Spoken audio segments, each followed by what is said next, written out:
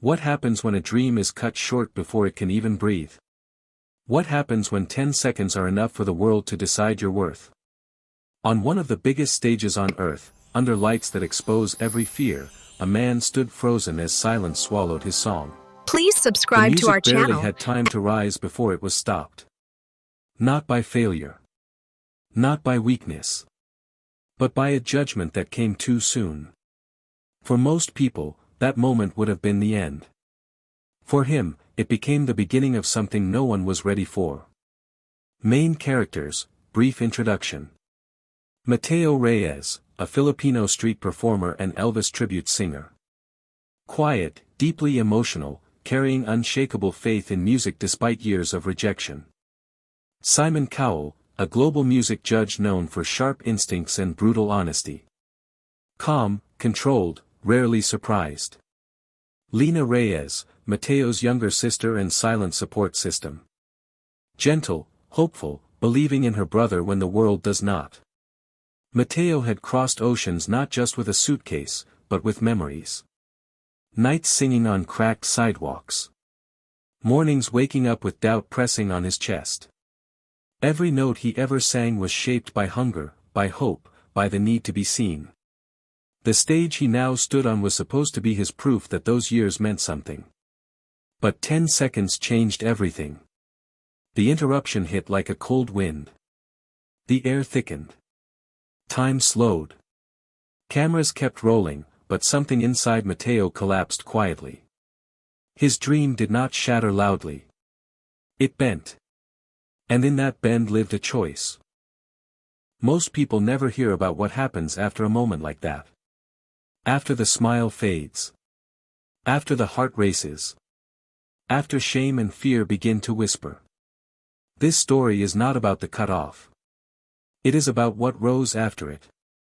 Because sometimes, when a door closes too fast, it forces a person to find a voice they didn't know they had. A voice shaped not by applause, but by pain. Not by confidence, but by survival. The audience did not know it yet. The judges did not feel it yet. But something unseen had shifted.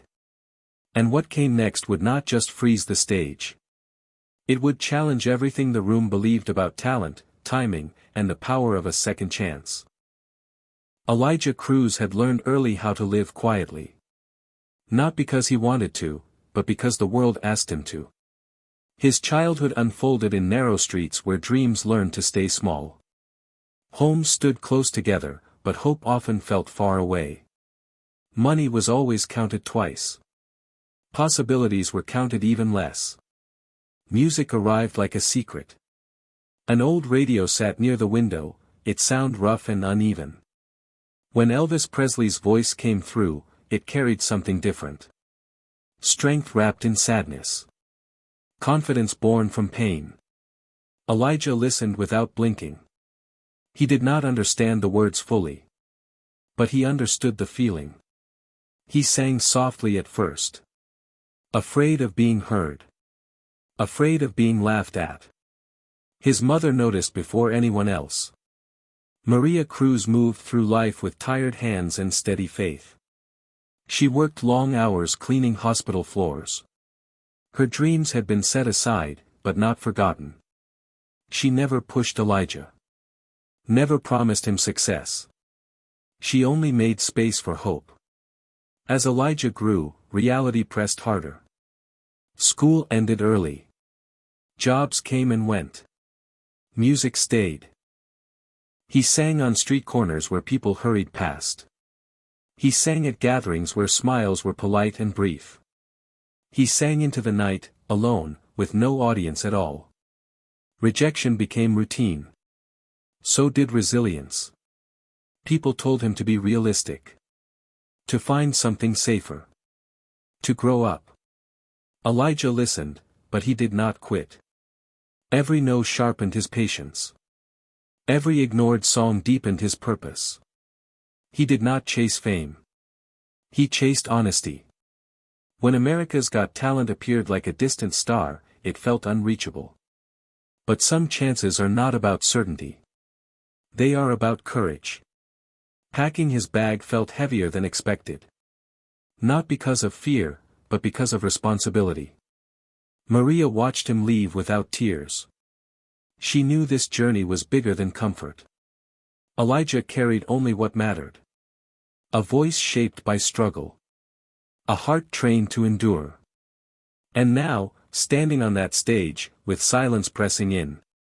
Every moment of that past returned, not as weight, but as strength waiting to rise.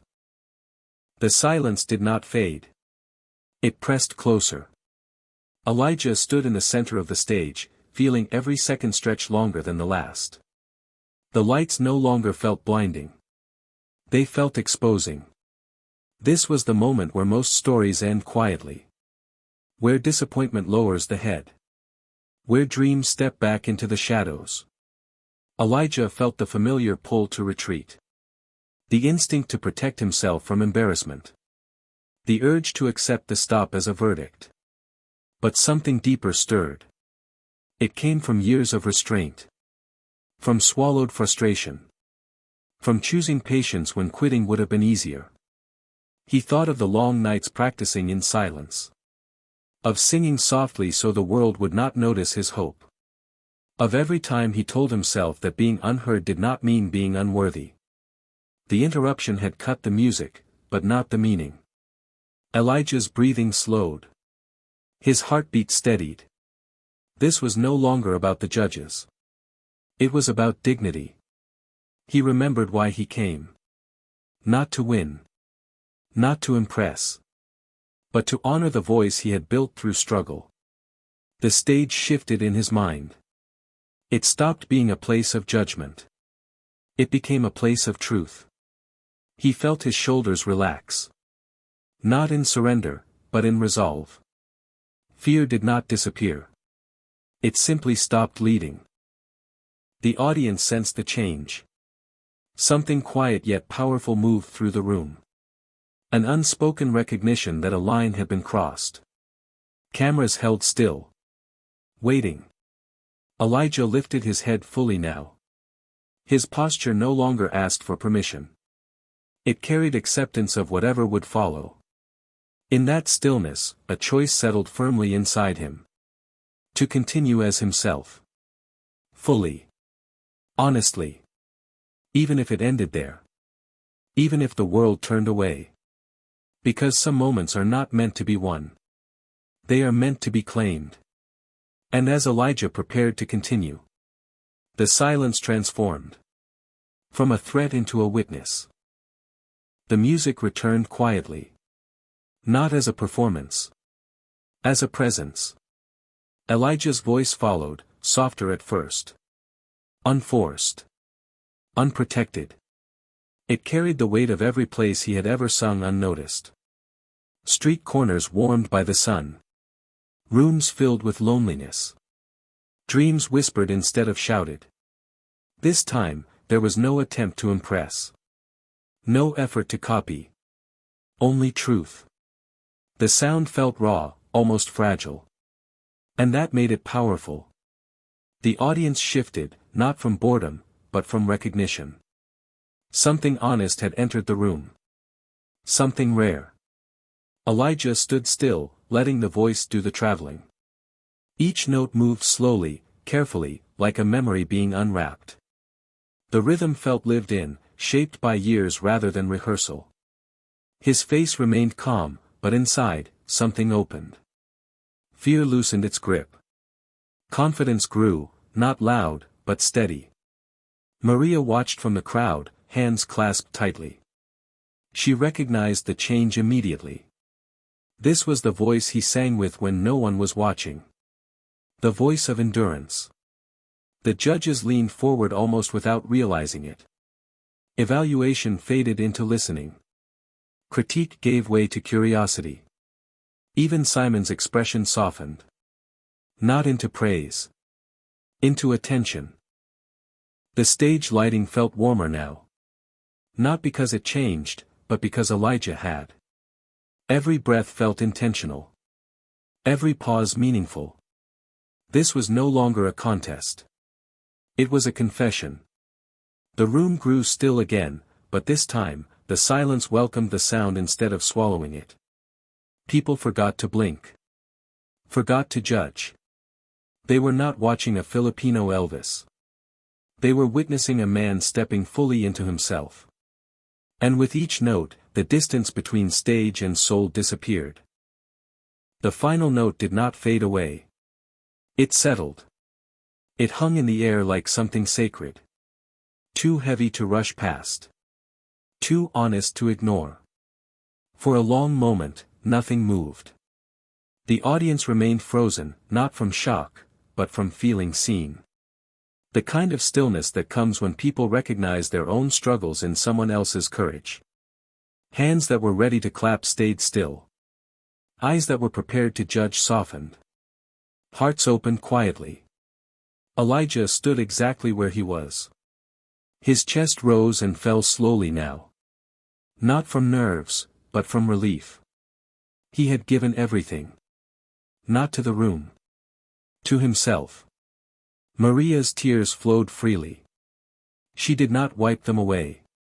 They carried years of patience, sacrifice, and faith. In that moment, every late night and silent prayer felt answered. The judges did not rush to speak.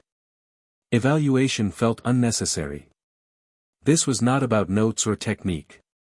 This was about courage choosing to stand when it could have walked away. Simon remained still, eyes fixed forward. The interruption from earlier felt distant now. Replaced by reflection. He had seen many performances. Few moments like this. The silence stretched, but it did not feel awkward. It felt earned. Somewhere in the audience, a dream shifted. Someone decided not to quit. Someone felt permission to try again. Elijah did not smile. He did not bow. He simply stood, grounded in the truth he had carried for years. Win or lose no longer mattered. He had crossed something far more important than a round. He had reclaimed his voice. And as the room slowly began to breathe again, it was clear that something permanent had happened. Not just on that stage, but inside everyone who witnessed a man continue. After being told to stop.